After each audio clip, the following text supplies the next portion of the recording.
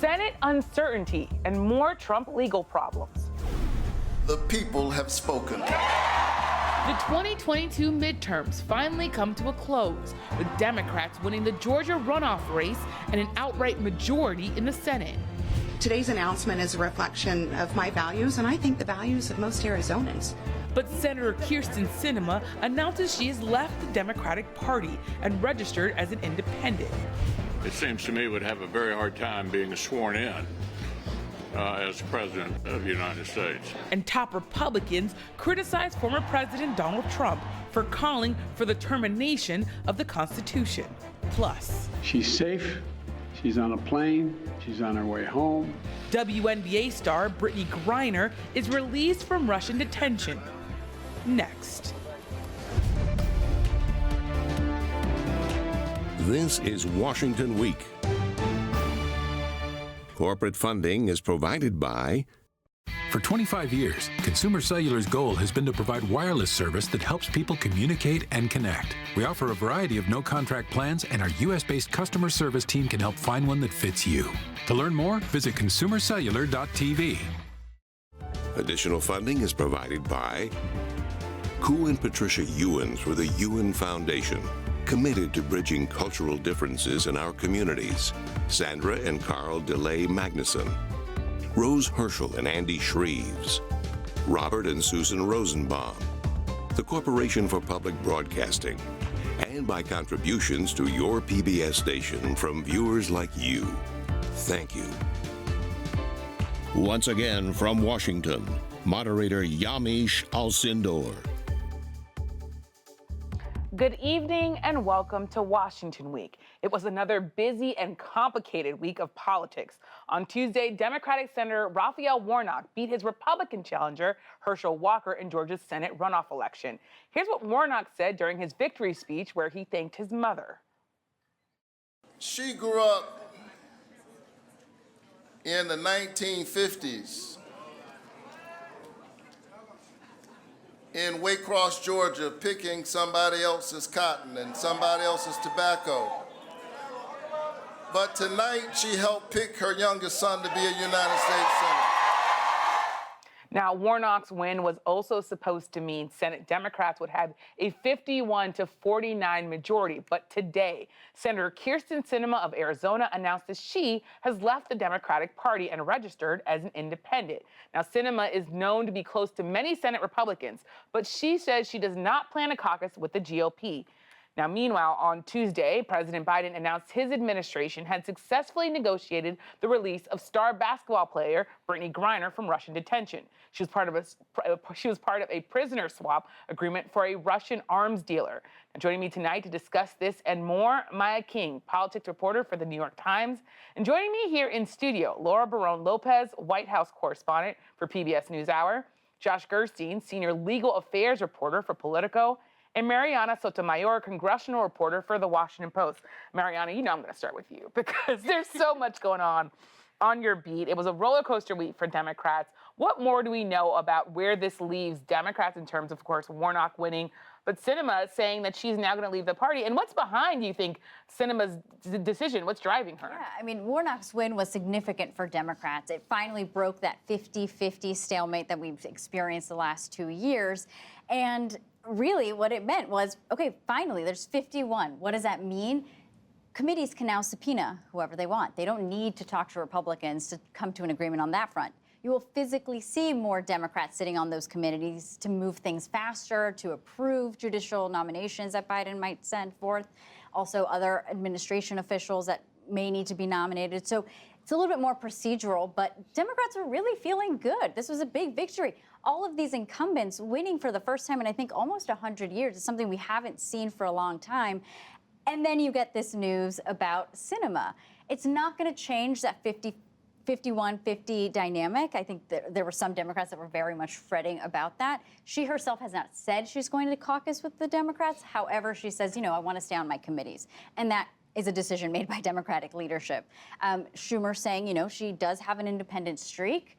this is part of her nature, and we'll continue to keep working with her. But Republicans also seeing this as a moment where maybe they will be able to have at least an ear into the Democratic caucus, be able to maybe continue working with her in a bipartisan manner, especially since the House is in Republican hands. So there's going to be influence there. Functionally speaking, Sinema would not go to the Democratic caucus meetings, though, even prior to this. And so she's going to continue not going to those meetings that they used to hold. The White House, was asked about this multiple times today, and they said that they were really confident that no matter what, the dynamics of that 51-49 majority are not going to change. They're confident that they can still work with Sinema as a partner, and they stressed that she was a part of a lot of the things that the president got passed in the last year, including the big infrastructure bill and many other priorities. And so they didn't say if they were given a heads up or if they were aware of this coming, but they really defended her and said that she's voted with the president 93% of the time. And so they don't foresee that changing or their majority changing. Now, Marianna, I want to go back to you because it's my understanding that Democrats are looking forward to using their new subpoena power to do things like investigate corporate abuses. This was supposed to put an end to the power sharing agreement. Is it your understanding, especially for our viewers, that this is going to change the function of the way that things are going to happen, or is the Senate sort of going to function the way the Democrats had hoped it would? No, you're totally right. They are going to be looking at more of that and be able to investigate more thoroughly, actually get people to come forward and testify if numerous amounts of committees want to be able to do that. And I think Senate Democrats in particular are looking at this as, well, again, the House is going to be in Republican control. Everything that House Democrats have been investigating while they've been in the majority, that's something that Senate Democrats can also take up. I don't think you're going to see them necessarily lean in as much as House Democrats have on investigating Trump and those kinds of things, but they can do that if they want to, and that's significant for them. And Maya, you covered this Georgia Senate race so closely. You broke a number of stories. You also told our producers that you were sort of up close and personal with the Walker campaign in the last few days and sort of watched it collapse and saw all this. What's your biggest takeaway from this race as someone who covered it on the ground there in Georgia? Well, Georgia has really emerged as sort of a microcosm of so many of the trends that we're seeing in politics right now. Of course, the influence of moderate voters, the way that voters across the country sort of rejected Trump-aligned candidates. And of course, that plays into this larger argument that I think has also been very exemplary here in Georgia, which is this issue of candidate quality. I think a lot of Republicans saw Herschel Walker as a shoo-in for Republicans in a year that was very good for them here in the state because he's such a big name as a football star. But what they also had to realize is that he is a football star and not necessarily a politician who is extremely untested and had a lot of baggage in his background. In the final days of this race, I did spend a lot of time with the campaign, and you could just see that they felt that the writing was on the wall.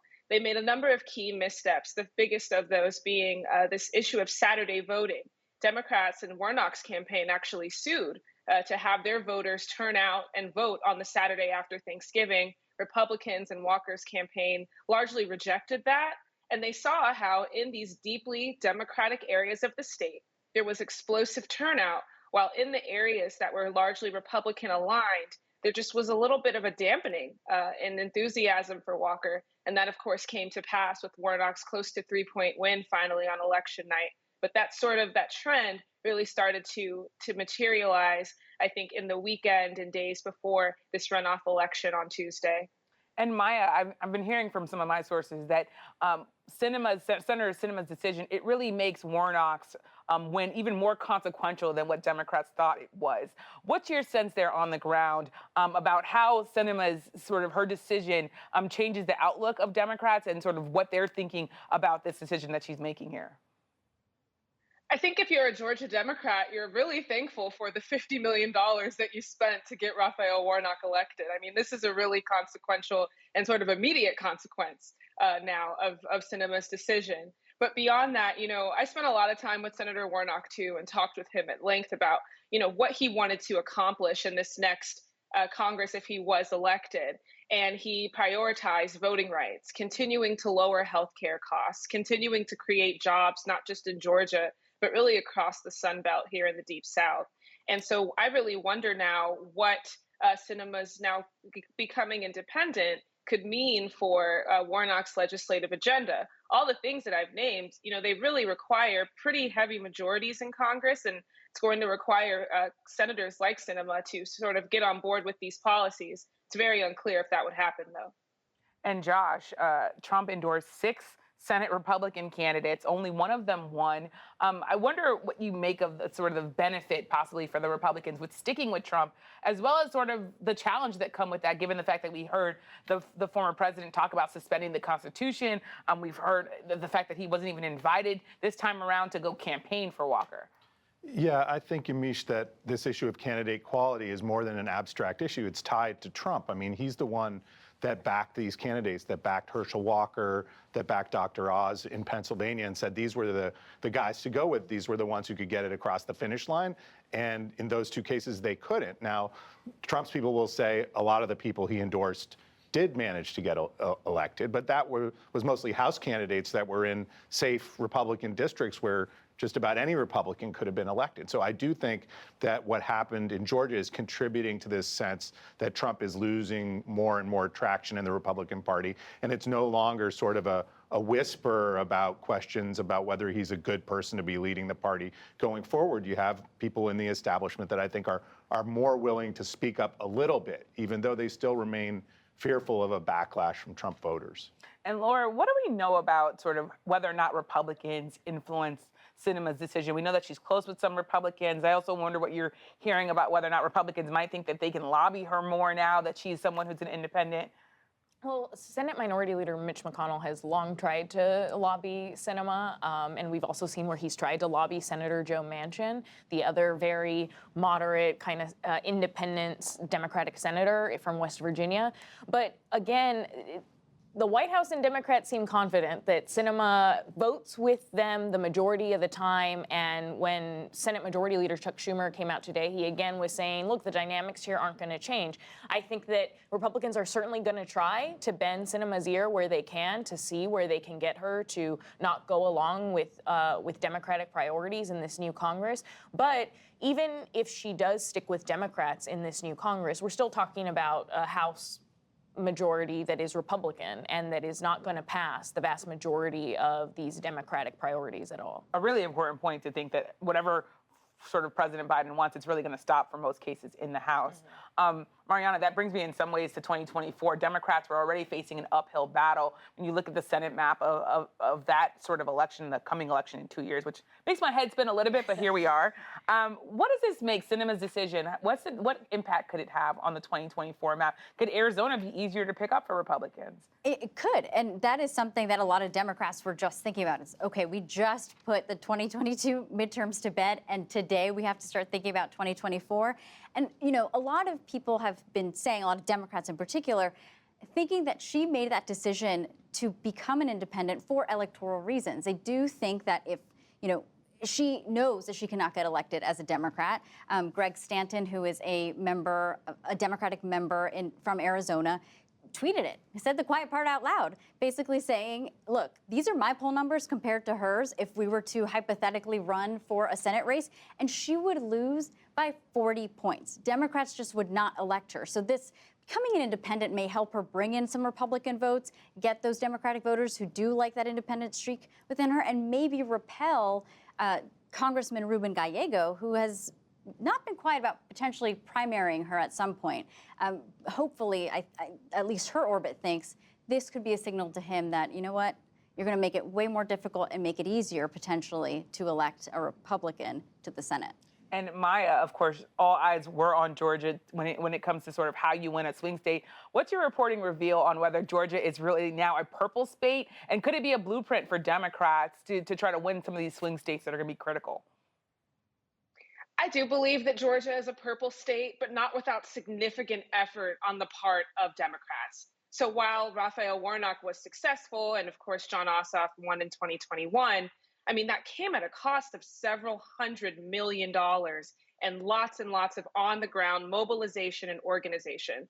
Georgia is a purple state for Democrats with a whole lot of work, though I do think that Senator Warnock's win provides a blueprint for how swing states or swing state candidates can campaign particularly to these very politically influential moderate voters in these suburban areas. I think that Warnock and his team were really savvy in realizing pretty early on, one, that Walker did have some soft spots with conservatives in the suburbs of Atlanta, but two, going out really strong with a message that was, while in part anti-Walker, very much pro-Warnock, underlining a lot of his bipartisan accomplishments. But again, I mean, this still was an extremely expensive race that did go into a 4-week runoff and required not only mobilization by grassroots groups, but lots of money on the airwaves and even a lawsuit to try to get voters back out and rebuild this Democratic coalition that in many ways is still taking shape in Georgia as the demographics change. Really smart to sort of remind people how much it took to win Georgia. And Laura, really quickly before we turn to all of the legal challenges that Trump has had, but I want to just pause for a minute because Brittney Griner is home, right? She is someone that I know so many people around the country were praying for. She was in Russian detention. President Biden seems very, very happy about that. Of course, there is some criticism because Paul Whelan, an American, he remains in Russian detention. What are you hearing from White House officials about all of this? So the White House was very careful as they announced that Brittney Griner would be returning home to show that they were very aware of the optics and the unfortunate case that Whelan would not be returning home with her, which they said repeatedly. White House officials told reporters this week that they were trying the best that they could for months to negotiate for Whelan to be joining Brittney Griner and to come home, but that ultimately the Russians were not willing to allow him to come home based on the slate of options that the U.S. was trying to offer them to get him home as well. They said that they also, when they ultimately decide to bring an American home and enter into a negotiation with another country that has taken an American hostage, that they are very aware of all the consequences that could come with that. And they said that despite all the consequences and all the different things that they thought, the ramifications, they said that they still felt as though the best option was to bring her home. Well, and Paul Whelan's family agreed with the White House on that. Well, an important story that will continue to follow. Thank you, Maya, for joining us and for sharing your great reporting from Georgia. Meanwhile, this has been a tough week for former President Donald Trump, featuring a host of legal challenges. On Tuesday, Trump's real estate company was found guilty of tax fraud. On Wednesday, the Washington Post first revealed additional documents marked classified were recently found in a Florida storage facility used by Trump. And then that evening, Democrat Benny Thompson, chair of the January 6th committee, said the committee is considering sending the DOJ criminal referrals for Trump and others it has investigated. Meanwhile, after Trump called for the U.S. Constitution to be suspended, many in the GOP roundly criticized him. I think anyone who serves in public office, anyone who aspires to serve in public office or serve again in public office, should make it clear that they will support and defend the Constitution of the United States. That, of course, was former Vice President Mike Pence. So, Josh, it's really you're part of the show to break all this down for us. What sticks with you when you think about all these different legal challenges? What's the biggest takeaway from this week? Well, what I take away from it is that there's things going on around Trump that if they went on with any other president, just one part of this story would be enormous, but somehow amidst this maelstrom of legal problems that he's facing, things don't get as much attention. I think the biggest threat he faces is the stream of former advisors and officials that are going in front of grand juries in Washington and down in Atlanta, Fulton County grand jury down there, to testify about both the Mar-a-Lago document issue here in Washington at that grand jury, as well as the broader question of efforts to undermine the 2020 election. And, each appearance doesn't get a lot of attention, but it's a big deal for a former White House counsel like Pat Cipollone to go in front of a federal grand jury and we presume testify against his former boss, although we don't know exactly what was said behind closed doors. For someone like Stephen Miller, everybody knows what a close advisor Stephen Miller was, basically President Trump's right-hand man, also appearing before the federal grand jury in Washington. So when the former president sees things like that, I think that's what he has to be most concerned about. Although, as you point out, there's a lot of other bad news he's gotten on the legal front, especially his company being convicted of criminal tax fraud in New York. Well, I want to ask you about that. What's the practical impact of that? What's the significance of that? Well, I think it could be significant in a couple of different ways. One is, there are sometimes covenants and so forth when they get these large loans for $100 or $150 million on their real estate properties of sort of good behavior. Just like you might have a contract that says an individual has to behave themselves, so does a company. And if they've been convicted of a felony, that could be a problem for them. It's also possible that they could lose some contracts. And then remember, Tish James, the attorney general up there in New York, is pursuing this kind of effort to basically put the Trump organization into what amounts, I think, to a form of receivership. And for them to be convicted of criminal tax fraud certainly helps her effort to get that kind of oversight that could basically unravel the whole Trump business empire. Wow. Marianna, there's all the stuff that Josh just broke down. We're so happy you're here, Josh. And then there's, of course, the January 6th committee. What more do we know about the potential for criminal referrals and what that sort of reveals about where the committee's work is heading? Yeah, it's pretty significant because the chairman, Benny Thompson, months ago said we're likely not going to be making criminal referrals. At the time, other committee members said, well, there's still an opportunity to discuss that. The fact that they're coming out and saying that this is going to happen means that they could have found something during their investigation over the last couple of months. We don't know any more about, who they're targeting, the number of criminal referrals that they will be making, but it is likely to happen soon because this committee is coming to an end. It's a Republican majority. McCarthy said he will disband this committee as it is, and the committee is preparing to release its final report, likely a couple days before Christmas. And we all appreciate that. I know, we really do. We just can't turn off our brains just yet. And they're likely possibly going to also do a public presentation at that point in time. But to your point about the Christmas holidays, it's unclear how many people will tune into that. And what are you hearing at the White House and what are they saying maybe behind closed doors about all these legal problems, especially for Trump, obviously, who is running to be president again? I mean, look, the White House has viewed their streak this past few months as being a very good streak, and they're very aware of the fact that the past month has not been very good for the former President Trump. I mean, publicly, they are very careful, as you know, to not comment on not just the January 6th investigation, but also the wider investigations, really trying to show that they are letting AG Garland be totally independent, as well as the other investigations that are going on. They speak out, and they did recently, the White House did this week, when they saw the former president say that the Constitution should be terminated. And we do know that President Biden, because of the fact that he's given speeches and privately has met with historians, views what happened on January 6th as a total attack on the Constitution and on the democratic election process. And so they will continue to speak out against that, even if they don't engage in the investigations. And Josh, tell me a little bit about how what your reporting says about the DOJ possibly receiving these criminal referrals and how they might integrate all of the information, all of the transcripts and other things that the January 6th committee hands them. Well, they've definitely said they want to get all that material that the House has developed and take a close look at it.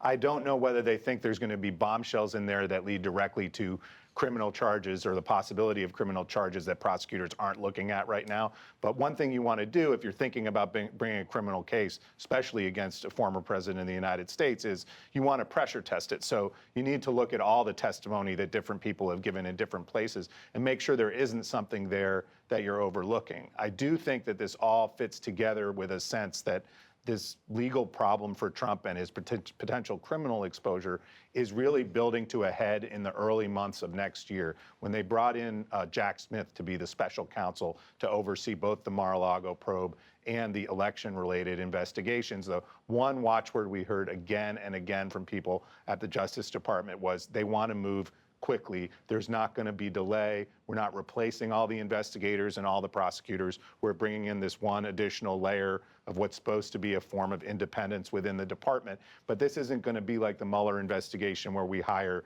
18 prosecutors and bring in a whole new team of FBI agents. And I'm also curious, in the minute that we have left here, the DOJ also subpoenaed for Trump's communications and his campaign's communications, election officials in 3 states. It's Arizona, Michigan, and Wisconsin. What's the significance of that with all this other stuff going on? Well, and what was fascinating with that subpoena was they listed 19 different individuals. You had people like Joe DeGeneva, Vicky Tensig, lawyers that had worked with the president, people that worked on the president's campaign, and they're asking election officials in these states for all their communications, emails, any other records of interactions, because one of these grand juries that the special counsel is overseeing is looking at, we think, whether there was a conspiracy of some sort to interfere with the election results and the certification of the election results in 2020. And this, I think, shows the speed with which and the aggressiveness with which the investigators are moving so that they can be at some kind of a decision point, maybe by, say, February or so of next year. And if there are going to be charges here, I think there is a sense at the Justice Department that it's better for that to happen sooner rather than later, before we get into the throes of the 2024 presidential race. Yeah, well, definitely all the things that we're going to keep watching. Definitely going to have you back, Josh, because we're going to keep breaking down all these legal challenges. So thank you, of course, to our panelists for joining us and for sharing your reporting. And on tomorrow's PBS News Weekend, how rising prices are changing the ways many Americans celebrate the holidays. I'm Yamiche Alcindor. Good night from Washington. Corporate funding for Washington Week is provided by Consumer Cellular. Additional funding is provided by Koo and Patricia Ewens with the Ewen Foundation, committed to bridging cultural differences in our communities. Sandra and Carl DeLay Magnuson, Rose Herschel and Andy Shreves, Robert and Susan Rosenbaum, the Corporation for Public Broadcasting, and by contributions to your PBS station from viewers like you. Thank you.